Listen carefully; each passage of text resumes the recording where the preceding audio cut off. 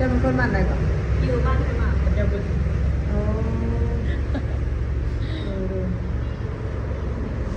กระโบกถึงมันก็ลงขึ้นโอ้ยน่ะเนาะโอ้โธ่สาวมาเถอะ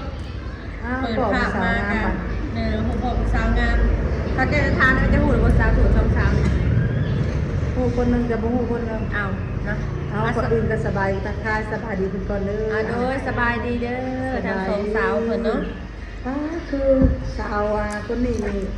บ่ได้พ่อกับโดนสมควรเนาะแม่จนมือเป็นปีแล้วแม่เพื่อเดียวว่าตะกี้น่ะแม่ทายกันยาวเลยยาวต้องจะบอกว่าขวบแล้วจังเนาะหมดแล้วเดือนปีนึงพ่อเท่านึงเด้แต่ว่ามาวันนี้คืองามขึ้นกว่าเก่าไปเห็นยังมาวะแม่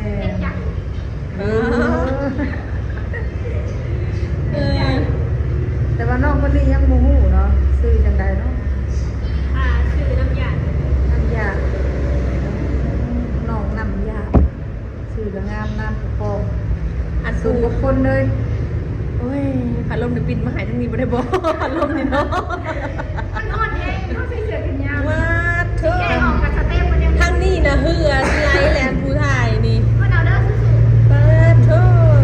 คนไหนเขาบดคนละคอยจะได้ออกจากห้างจากวันนี้แหละว้าบอกเอาลูกค้ามันห่อนได้จ้ะอยู่ได้เมียค้ามันเย็นว่าแบบเป็นในกล้องนี้เพื่อพี่สิออกแบบดูนี่มันจะใกล้พื้นทางเนี่ยเนาะเสียงกระสีดังแน่เลยแม่มันแต่เขาคุยกันยังไม่อยากว่าได้ยินว่าเสียงมันดังน้องน้ำยาอายุจะปี20 ปี20 ปียังบ่เต็มยังครึ่งนึงยังครึ่งนึงเอาง่ายๆถ้าจะเป็นยังครึ่งนึง19 ครึ่งว่า19 ครึ่ง39 ครึ่งจ้ะ19 ครึ่งเจ้ามีทายาแล้วขอห้องเจ้า39 ครึ่งมาพี่39 ครึ่งพี่เอาไม่เลยบ่เจ้าไม่เห็นงานอยู่นี่บ่เจ้าเป็นคนบ้านไหนก่อนอยู่บ้านใครมาจะบึ้งโอ้กระโบกถึงมันก็ลงขึ้นโอ้ยน่ะเนาะโอ้โธ่สาวโสดมื้อนี้บ่ได้ไปทางไหนบ่น้องล่ะบ่ได้พากันไปทางใดป้าแต่ละคนแต่งโตเนี่ยเตรียมสินปีใหม่ไว้ถ่ายแล้วบ่เตรียมเปิดห้างป้าเปิดห้างแต่ว่าคือว่าหน่อยเนาะเป็นเจ้าของห้างเนี่ยต้องใส่เซ็กซี่ไว้ถ้าหากใส่ริมก็เดียวใส่แขนยาวบ่แต่ก็เดียวใส่ขายาวนี่ก็คือใส่กระโปรงขาใส่เสื้อแขนยาวนี่ก็ใส่เสื้อแขนสั้นก็ใส่ทรงมายาวปกติบ่แม่นกันแบบนี้ได้มันสีสันเบิดมันจะบ่คือสียาวมันจะบ่คือนะต้องแม่นกันต้องเอาทางเป็นสัตว์ทางงามแม่นสไตล์เพิ่นเลยป้าโชว์คือมาแนวๆยังเด้มื้อนี้ว่ะเห็นผมแดงผมดำเลยโชว์ปีใหม่ก็ทำปีใหม่เจ้านี่ไวขนาดเนาะตอนทำปีใหม่บ่ได้จริงตั้งแต่ต้นเดือนบ่ได้ดิป้าเดี๋ยววันที่1คันสิว่าบ่จริงจังกับเทศกาลปีใหม่นี่ก็เป็นไปบ่ได้เนาะทรงผมก็ดูออกแล้วก็บ่ได้ก็บ่ได้อยากลินบันไดดอกสงกรานต์นะชิวๆสบายๆเนาะก็บ่ได้อยากลินบันไดแม่นกว่าไปอ่างน้ำอยู่นี่เดี๋ยวนี้อ่างแม่แซ่นะก็บ่อยากลินบันไดบ่อยากลินเนาะแต่ว่าแต่ว่าเตรียมไว้หมดแล้วแม่บ่อยากลินทุกอย่างคือจัดมาทุกอย่างเลยอ่างอาบน้ำก็คือสิขาดแต่อ่างอาบน้ำนี่เนี่ยค่ะไอ้ที่เบิกเงินน้ำพ่อด่าอยู่วะพ่อด่ากันเลย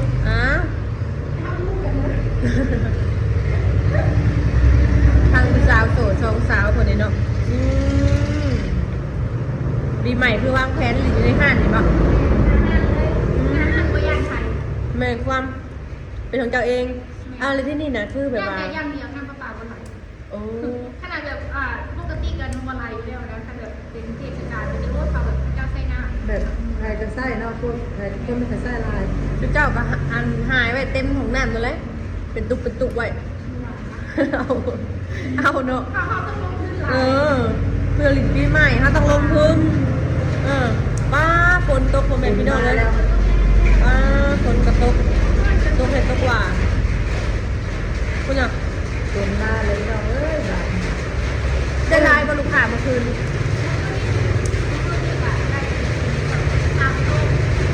3 โต๊ะ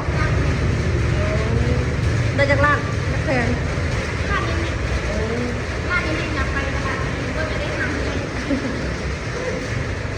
ได้มากคือไปเบิดเนี่ยมึง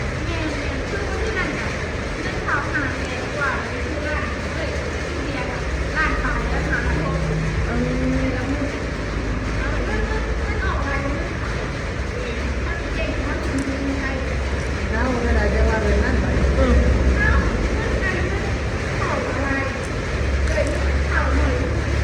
แล้วเวลาเงินข่าวดีหน่อยตัวจะมาไปได้มาไปซื้อกับลายตัว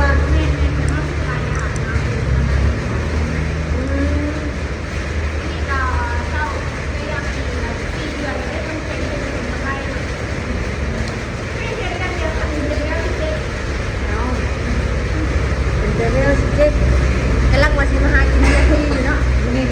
ดูว่าเดินเก่งก่อนนะขาดไว้อย่างนี้เนาะป้าตู้ก็สิมาเจ๋งไว้เถอะกูนะอันนั้นมารีวิวเนี่ยอาหารนะมียังไงของกินเนี่ย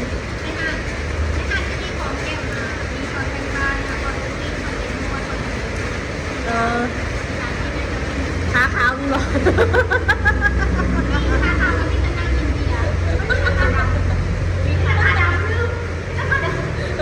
คอยเลยขาขาวจะขาดำนะไม่ต้องมาเด้อแมนหยอกกันเฮฮาอะไรเขาจะมาแก้เงาเด้เพราะว่าบรรยากาศตอนนี้ทุกคนตกนะคนเดียวเลยข้างนอก แม่น จังหน่อยสิว่าFC เพิ่นน่ะเอาเสียงยังว่าซั่น เราจะบอกเข้าใจเนาะว่าในซาว ปุ๊บพี่น้องมาทางทาง ผิดว่าเสียงซานนกับเสียงน้องน้ำหยาดให้กันโมเมนเด้อหักกันสิใต้พอนนอกจากนั้นยืนอยู่บ่คนก็กระดีกันยังเย็นเนาะบ่มันสิเย็นเนี่ยแมนอยู่ว่าไอดินมันจะขึ้นมาให้มันแต่ว่ามือต่อไปมันอาจสิเนาะ แม่มันชุ่มชื่นแน่ บ่มันต้องวันนี้ก็ดีเหมือนกันเพราะว่าบ้านเฮาเนี่ยคนขายลายเนาะ แมน บางทีอากาศมันร้อนลายมันนะ แมนหลายคนเป็นไข่กินข้าวแรงนะบนอื่นกินข้าวเที่ยงนะบนทำเพชรข่าวเต่ายังไม่ได้กินเลย ถ้าแต่นั้นได้กินข้าวเช้าอีกแต่เพราะต้องหุ่นดีเด้อวันนี้ อย่าไปเทียบกับเพิ่นเลยหุ่นนะ เป็นยังไงเขาคงไม่กิน ป้า แม่นบ่ น้ำตื่นมากอ่ะไม่ใช่เล็กมากทำหน้าเป็นหันเป็นหนีเลยค่ะถ้าได้กินข่าวเต่าเป็นข่าวข่าวเต่าเป็นข่าวเทียมข่าวเต่าเป็นข่าวแรกเขาพูดเอาลงมือ ได้ยินเปล่าไอ้มันบอกเลยได้ยินเปล่าเพิ่นให้เบิ่งยังเลย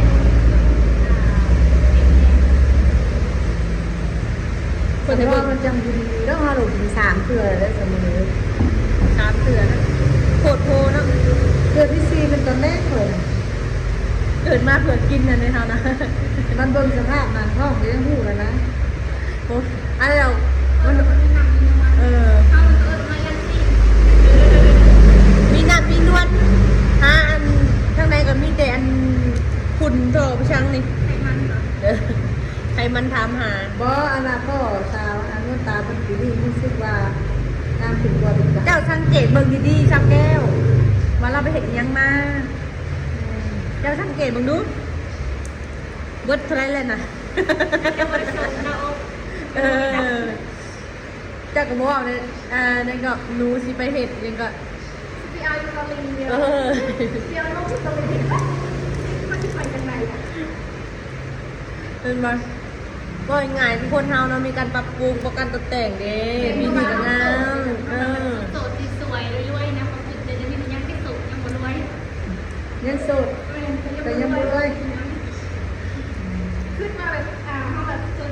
สวยๆรวยๆโสดกันเดียวรวย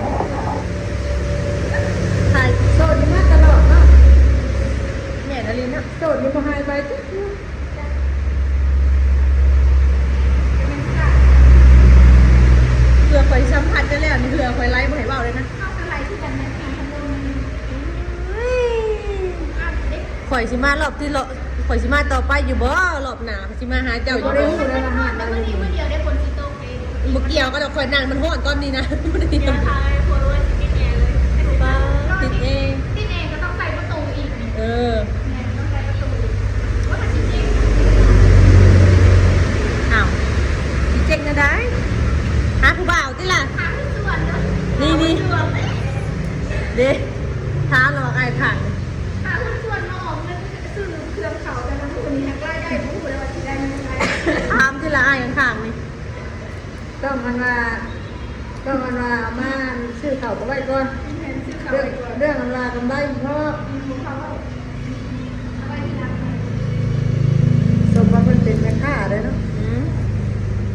คุณงามเลยค่ะเออข่อยอยากถามเจ้าน้องนวลตากับน้องน้ำหยาดเจ้าอยากถามอ้ายมันบอก ทำอย่าง ฮะกะหาดีกะหาคนมาสอนลงทุนดีมีแล้วป่ะตอนนี้ มีแล้วคนมาสอนลงทุนนะ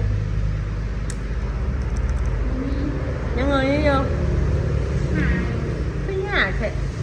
เนาะ โอ้ยสิได้เลยไว้ บ่แม่นคนสวยเลือกได้อยู่นั่นน่ะ มันก็เลยยาก เลือกได้มีเขาเลือก บ่ มีเขาเลือกจ้า คือว่าเป็นตาหน่ายแต่มันมีให้เลือก คนเลือกให้เขาเลือก น้องน้ำยานี่แต่ว่า อันนี้ค่ะ หาคือกัน ถ้าว่าสิได้เลยไว้ ได้ไว้แกดีใจค่ะนะจะมีคนทักษะ อ๋อ สิหาไปหาทางไหนเด้บัดนี้เนาะ เป็นตะเลียนเลยนะตัวนี้หน่อยนึง แม่ เป็นตะเลียน เรียนสิพุ่นอยู่เลย ตัวนี้หน่อยนึง ช่วงสิกินบ่หลายค่ะว่ะ มี กินข้าวข้าวเดียวได้มั้ย กินข้าวข้าวเกี่ยว แต่ละมื้อกินแต่มื้อละค่าโอ้ยเรื่องคุ้มบัดนี้น่ะ ถึง แต่ ว่า ว่ามันคิดเงินมันตัวนี้นะเสื้อผ้าใส่กางเกงแล้ววันนี้ เพราะว่าเสื้อออกมาสุดลายมีใส่ได้เบิด แม่ ตัวลายงามมีใส่ได้เบิดเนาะ ซื้อ เพราะ มา ว่า ใส่มาสองเทื่อ คุณแล้วดีเด้ ใส่ประมาณ2เทื่อนี่ผิดแล้วแต่ว่าแต่ละวันก็เองเลยเสื้อผ้า แต่ว่าซ้ำเสมออยู่เรื่องบ่คือมื้อหนึง3เทื่อละวันมันบ่ค่ำ ยังบ่เครื่องท่องอีกแล้วบ่อ่า แต่ว่าเอาใหญ่แล้วเขาติดกับกันนะอยู่บนเขา ตั้งบุกกินบ่ดีว่าจังได ตั้งมือกินข้าวเมื่อเวลาพันมาหิวมันมาลงมาอยากไปลงมาติดกินจ้าเสี่ยงกับการยังไม่เพชรอยู่มือเราร้านอาหารยาหรือว่ายาของใคร อ๋อมาไผน่ะ เฮ้ย บ่แม่น ชิ เฮ้ยเออดีคือกันมาติเฮา มาจากบอกว่าติดเขาคุณ วันนี้มาจะมาไปเลยเขาไว้เลย ตาผมตรงเองข่าวเนาะ ป้าโทรผมแม่พี่น้องเอ้ยแม่น นั่นโอ้สิไปกล้ามันไหนเด้บัด พึ่งก็มีบัดนี้พ่อแม่พี่น้องเอ้ย ยังบ่มีลูกค้าเนาะอ้าวเพราะว่าฝนตกเลย คนโต๊ะก็มีบ่ลูกค้ามาเนี่ย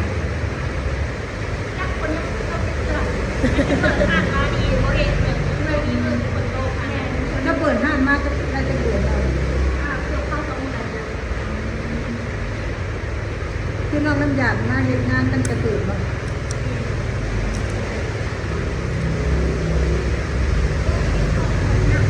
ดู เขาแก้มียังถามน้องคนโตบ่บ่มีนะได้ถามข่อยถามได้อีกข่อยจะคนถามแล้วข่อยเบิดแล้วคำถามน่ะเจ็บคอเออ อยู่เพื่อนกันจะคนเพื่อนเจ้าคนเพื่อนบ่เพื่อนเจ้าเองนะเป็นคนจะมาเห็นงานที่พระสิทธิ์อยู่เพื่อนน่ะ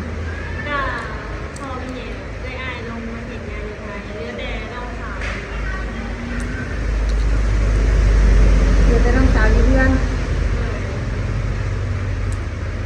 บางทีก็เมื่อเยี่ยมเพิ่นเมื่อเรื่อยอยู่บ่เลย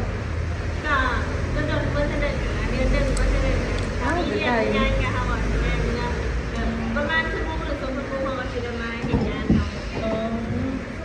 พ เพื่อแบบมีงานเพื่อน้องจริงๆเนาะกับเมื่อซอยเพิ่น